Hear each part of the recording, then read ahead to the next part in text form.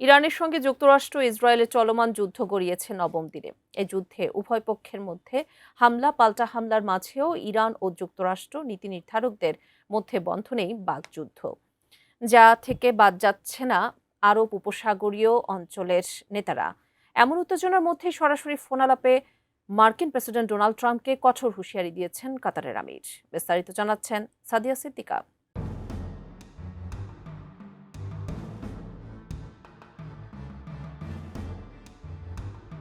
ইরানের সাম্প্রতিক হামলার পরপরই সারা বিশ্বে ব্যাপক আলোচনার ঝড় ওঠে মার্কিন প্রেসিডেন্ট ডোনাল্ড ট্রাম্পকে নিয়ে।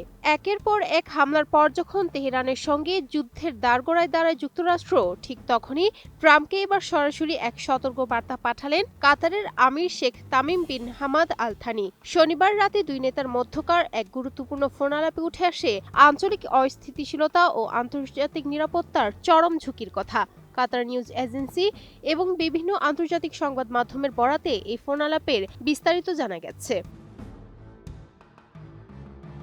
প্রতিবেদনে বলা হয়, গত ২৮ ফেব্রুয়ারি থেকে কাতার ও তার প্রতিবেশী আরব দেশগুলোর উপর ইরানের ধারাবাহিক ড্রোন ও ক্ষেপণাস্ত্র হামলার প্রেক্ষাপটে এই জরুরি আলোচনার সূত্রপাত। মূলত ইরান লক্ষ্য করে যুক্তরাষ্ট্র ও ইসরায়েলের যৌথ হামলার প্রতিক্রিয়ায় তেহরান এই পাল্টা আক্রমণ শুরু করে। উদ্ভূত পরিস্থিতিতে দুই নেতা আঞ্চলিক নিরাপত্তা ও বর্তমান সংকট নিয়ে দীর্ঘ পর্যালোচনা করেন।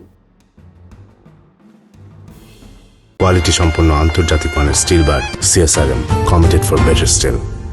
ফোন আলাপে কাতারের আমির অত্যন্ত কঠোর ভাষায় সতর্ক করে বলেন, মধ্যপ্রাচ্যের এই চলমান উত্তেজনা যদি অব্যাহত থাকে তবে তা আন্তর্জাতিক শান্তি ও নিরাপত্তার ক্ষেত্রে ভয়াবহ ও বিপজ্জনক পরিণতি ডেকে আনতে পারে। তিনি জোর দিয়ে বলেন, বর্তমান পরিস্থিতি যে পর্যায়ে পৌঁছেছে তাতে দ্রুত সংকট নিয়ন্ত্রণ করা এবং কূটনৈতিক তৎপরতা জোরদার করা এখন সময়ের দাবি।